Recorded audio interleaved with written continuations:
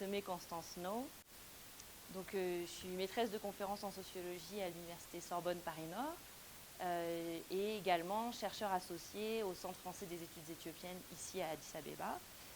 J'ai obtenu ma thèse de sociologie, mon doctorat, en 2009. Je travaillais à l'époque sur les relations intergénérationnelles au travail.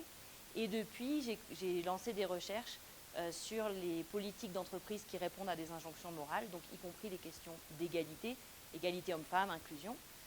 Depuis 2015, je travaille sur l'Éthiopie. J'ai un projet de recherche sur l'engagement moral des entrepreneurs et également sur la salarisation, ou en tout cas le développement du salariat en Éthiopie.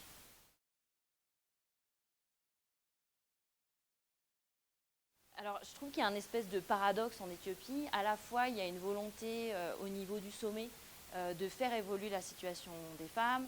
Bon, on le voit bien sûr avec les nominations. On pense bien sûr tous à la présidente, hein, à ma connaissance, la seule femme présidente d'un pays d'Afrique. On pense à la présidente de la Cour suprême, donc avec toutes ces nominations avec l'arrivée d'Abiy Ahmed. Et puis, il y a des réseaux de femmes, notamment des réseaux de femmes entrepreneurs qui sont très dynamiques.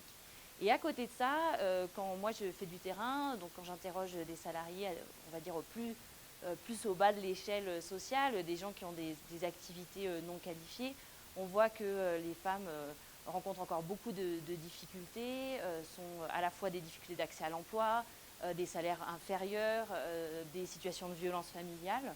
Donc on a quand même le sentiment qu'il y a une forme de paradoxe et je ne suis pas sûre que parce qu'il y aura plus de femmes au sommet, ça va tirer les femmes qui sont entre guillemets plus à la base.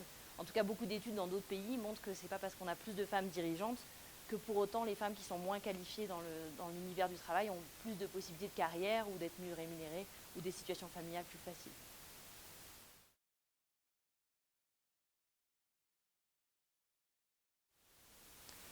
Alors, je me souviens d'une interview que j'ai fait ici, enfin, c'était pas ici, c'était dans la vallée de la Ouache avec une femme qui devait avoir presque 40 ans, donc qui parle aussi, quand elle m'a raconté son parcours de vie, elle parle aussi d'un temps qui a forcément évolué, qui a été mariée à 4 ans, elle était à l'époque en pays Amara, elle voulait continuer l'école et puis son mari ne le souhaitait pas, donc elle a décidé de s'enfuir vers 7-8 ans, elle a été embauchée comme personnel domestique à Addis Abeba. Ça s'est plus ou moins bien passé, enfin avec des hauts et des bas, parce que c'était aussi des situations un petit peu contraignantes, un peu compliquées, hein, les conditions de travail de personnel domestique. Elle a fini par fuir dans la vallée de la Ouache auprès d'un oncle, elle reprend ses activités d'école, et tout le reste de son parcours, c'est une alternance entre j'essaie de retourner à l'école et des violences qu'elle a subies. Elle a été violée à 13 ans, elle s'est retrouvée enceinte, donc elle a dû gérer un enfant très jeune. Elle a été violée donc par un camarade de classe. Ensuite, elle a réussi à reprendre l'école et puis, à la suite de problèmes politiques, il y a eu une intervention de l'armée dans la région où elle était. Elle a fini par se mettre en relation avec un homme qui était gradé, une relation plus ou moins consentie. En fait, elle s'est sentie un peu obligée, puis ça lui permettait d'avoir un protecteur. Elle a repris ses études, donc à différentes périodes. Cet homme a fini par partir.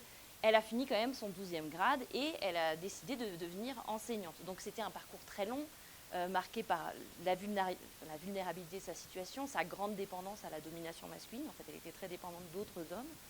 Et pourtant, c'était une femme extrêmement résiliente, puisqu'elle est quand même arrivée à devenir professeure dans une école primaire. Et à valoriser quelque chose qui est très fréquent chez les femmes, des activités qu'on appelle de care, c'est-à-dire de prise de soins aux autres. Ce qui est un peu dommage, c'est qu'à la fois, on a beaucoup d'admiration pour cette femme qui a réussi quand même à traverser des parcours très vulnérables qui sont quand même assez significatifs de beaucoup de femmes, en particulier en milieu rural en Éthiopie. Et en même temps, on voit bien qu'elle accède à une position qui est quand même mal payée, pas extrêmement valorisée, donc elle n'est pas sortie de l'affaire. Et pourtant, c'est cette position d'enseigner aux autres, qui est essentielle dans toutes les sociétés. Donc il y a une espèce là aussi de paradoxe de cette femme qui a réussi à arriver ici, mais qui atteint quand même une position qui n'est pas complètement reconnue, qui ne lui permet pas d'être complètement en sécurité, et dont on ne reconnaît pas tous les aspects positifs pour la société, qui est d'enseigner, de transmettre aux jeunes générations. Vous dire peut-être un peu plus ce que j'ai fait sur les questions des femmes donc en Éthiopie. J'ai en tête peut-être deux exemples qui pourraient être intéressants. Le premier, c'est une exposition qui a eu lieu donc, à l'occasion de la Nuit des idées à l'Alliance française, à l'Alliance éthio-française, qui portait sur l'invisibilité du travail féminin. L'idée, c'était de montrer que beaucoup d'activités qui sont exercées par des femmes sont socialement moins valorisées ou on y fait moins attention. Cette exposition a aussi donné lieu à une expérience qui était très intéressante, c'était le fait de faire visiter cette exposition à des élèves du lycée Gebre Mariam, et donc de les sensibiliser à cette question-là. Et puis, on est sur le point de sortir un numéro des Annales d'Éthiopie sur le travail en Éthiopie. Et dans le cadre de ce numéro, j'ai rédigé un article sur le travail des femmes dans la floriculture. L'idée, c'était d'interroger un petit peu une idée qui est centrale ici, c'est de la part du gouvernement, donc de développer un certain nombre d'activités, par exemple l'activité floricole, et de se dire est-ce que ces emplois sont des tremplins pour la carrière des femmes. Bon, alors c'est pas vraiment des tremplins, en même temps ça ne veut pas dire qu'il n'y a pas des aspects positifs, mais c'était à la fois de montrer voilà, qu'est-ce que ça fait au parcours des femmes cette salarisation, qui arrive à tirer son épingle du jeu, pour qui c'est positif on va dire, pour qui du coup ça l'est moins, pour qui c'est plus difficile. Donc pour faire simple, hein, c'est quand même positif pour les femmes diplômées. Ça permet à certaines femmes en fin de carrière aussi d'avoir une forme de filet de sécurité. Mais pour beaucoup de femmes qui ont la charge de leurs enfants, etc., ces emplois sont souvent pas assez payés et sont effectivement des emplois de transition vers autre chose. La salarisation, en tout cas, ne répond pas à l'idée de rendre les femmes plus j'allais dire powerful, de leur donner davantage de pouvoir, en tout cas, de leur permettre de maîtriser un petit peu plus leur biographie, leur parcours professionnel.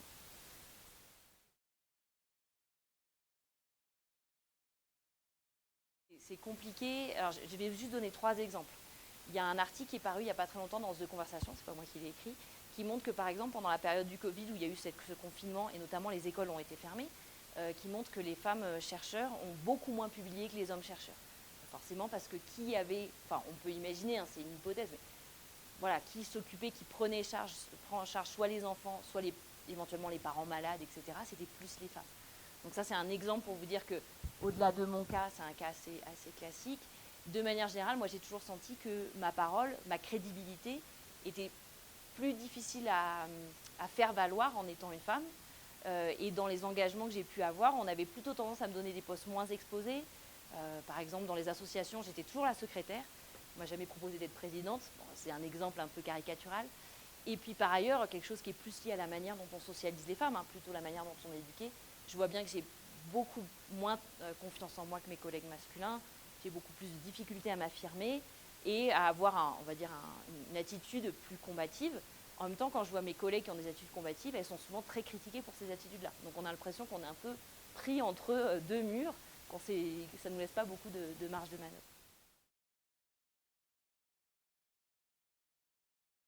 Alors moi j'ai de la chance, j'ai 3 filles et un garçon. Donc j'ai pu faire des tests. Et je vais vous donner un exemple. Mon fils a fait de la danse classique et il faisait aussi en même temps du rugby. Bon, il faisait les deux, donc une activité très masculine, une activité plutôt connotée féminine. Et il se trouve que ma fille, la deuxième, donc c'est mon fils, c'est le dernier, ma deuxième fille, a eu envie de faire du rugby. Elle faisait déjà de la danse classique. Donc on l'a inscrite au rugby. Pour elle, ça a été un enfer pas possible. On n'a pas arrêté de lui reprocher des tas de choses. C'était des équipes mixtes. Donc on n'a pas arrêté on lui donnait pas la balle, elle courait pas assez vite, etc. Alors que mon fils, quand il faisait de la danse classique, c'était un petit peu le roi parce que c'était le seul garçon dans l'école de danse, c'était un petit peu le roi de l'école de danse. Moi, j'ai fait ça parce que je voulais dire à mon fils et à ma fille, et à mes filles, qu'il ne faut pas se limiter à l'injonction à la féminité ou l'injonction à la masculinité. C'est-à-dire que mon fils, pour lui aussi, c'était une contrainte d'être conforme aux normes masculines comme pour mes filles. En revanche, je trouve que cet exemple montre bien que, même si j'ai dit ça à mon fils et à ma fille, c'est quand même plus facile pour un homme de sortir en fait des injonctions à la masculinité. Je ne dis pas que c'est toujours facile. Il y a plein de fois où c'est difficile, mais malgré tout, ça peut être plus valorisé que pour une femme d'essayer de sortir des injonctions à être conforme aux normes féminines. Donc voilà, j'essaie de transmettre ça et en même temps, je vois bien que le résultat, pas toujours au niveau des attentes.